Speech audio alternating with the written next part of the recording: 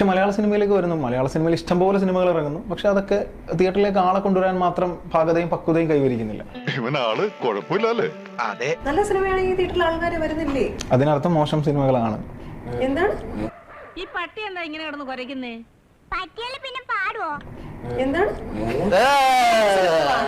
ഞാൻ ചോദിച്ചത് വാങ്ങിച്ച് പൈസ കളയണ്ട, നിങ്ങൾ എന്നെ കോണ്ടാക്ട് ചെയ്താൽ മതി, ഞാൻ നന്നായി കുരയ്ക്കുന്നുണ്ട്. ഇപ്പോൾ തമിഴ് സിനിമകളിലൊക്കെ നമുക്ക് അത്യാവശ്യം എൻഗേജ്ഡ് ആയിട്ട് ആളുകൾ മലയാളത്തിൽ വരുന്നുണ്ട്. ഇപ്പോൾ മലയാള സിനിമയാണെങ്കിലും നല്ല സിനിമയാകുമ്പോഴല്ലേ ആൾക്കാർ തിയേറ്ററിലേക്ക് അതെ അതെ. പക്ഷെ കുടമാറ്റം നന്നായത് പാറമേക്കാവിന്റെ ആണെങ്കിലും വെടിക്കെട്ട് നന്നായത് തിരുവമ്പാടിര. ആ കാര്യത്തിൽ താൻ എന്നോട് വാദിക്കണ്ട. അതെ അതെ. കണ്ടു. നല്ല പടല്ലേ? നല്ല പടമാണ്. നീ പറഞ്ഞില്ലേ ഇപ്പൊ? പറഞ്ഞു. അവറ്റകളുടെ കരച്ചിലേക്കാന്തൻ എന്തൊരു സുഖം, എന്തൊരു സംഗീതാത്മകം. അല്ല, ഞാൻ ഉദ്ദേശിച്ചത് അതല്ല. ഇപ്പൊ മലയാള സിനിമയ്ക്ക് സ്വാഭാവികമായിട്ട് സംഭവിച്ചുകൊണ്ടിരിക്കുന്ന, അല്ലെങ്കിൽ മലയാള സിനിമയ്ക്ക് കൂടുതൽ ആളുകൾ മലയാള സിനിമയിൽ തിയേറ്ററിൽ ചെന്ന് കാണാൻ ഒരു വിമുഖത.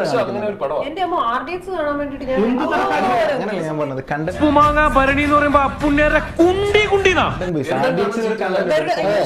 ഉണ്ടല്ലോ. RDXന് ഒരു കൊമേഴ്സ്യൽ കണ്ടന്റ് ഉണ്ടല്ലോ.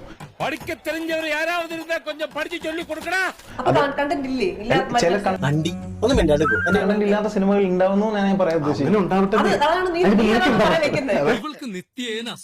അങ്ങനെ തന്നെ വേണം. അല്ല, രാശിപ്രകാരം അങ്ങനെ വന്നേ പറ്റുള്ളൂ.